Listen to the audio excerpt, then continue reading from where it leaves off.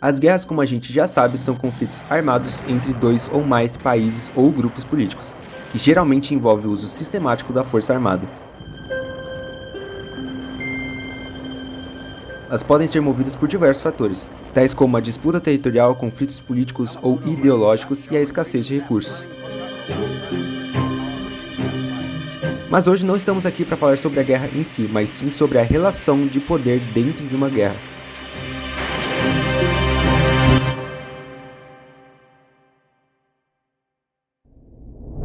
Em uma guerra, existem várias relações de poder a ser consideradas.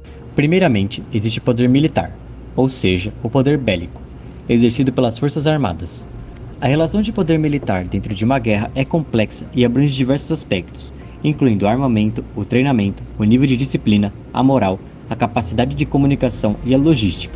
A capacidade militar do exército depende também da organização e da estrutura de comando, e em geral, um exército mais organizado tem maior capacidade de atuar. Outro fator que pode influenciar a relação de poder militar dentro de uma guerra é a tecnologia militar. O armamento moderno, incluindo tecnologia de comunicação e armas de destruição em massa, pode mudar significativamente a situação em um conflito armado.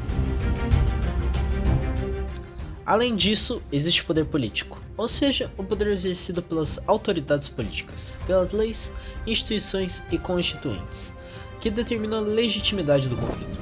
Também pode envolver as expectativas públicas e as posições das partes envolvidas. A legitimidade do conflito e a aprovação popular são aspectos importantes, pois podem influenciar a capacidade política de manter um conflito. Além disso, a relação do poder político em uma guerra pode ser influenciada pelas posições dos aliados de um país envolvido no conflito. Esses aliados podem influenciar as decisões políticas, financeiras e militares da guerra, e podem até mesmo ser tão importantes quanto a própria capacidade militar do país em questão.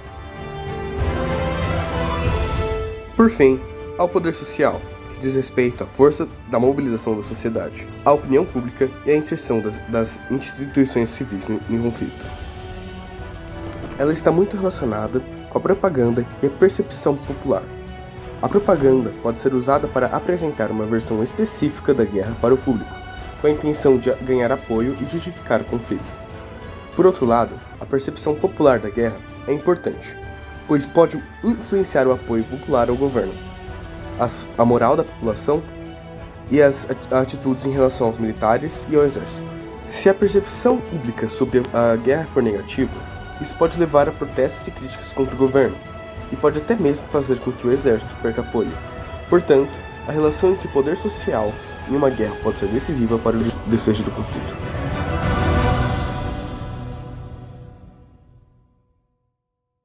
Para finalizar, é importante ressaltar que os três tipos de poder podem ter efeitos entre si. O poder militar pode influenciar o poder político e o poder social.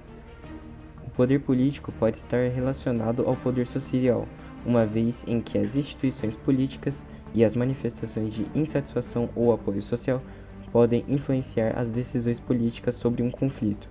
O poder social pode ter influência no poder militar, ao estabelecer uma legitimidade para a intervenção militar.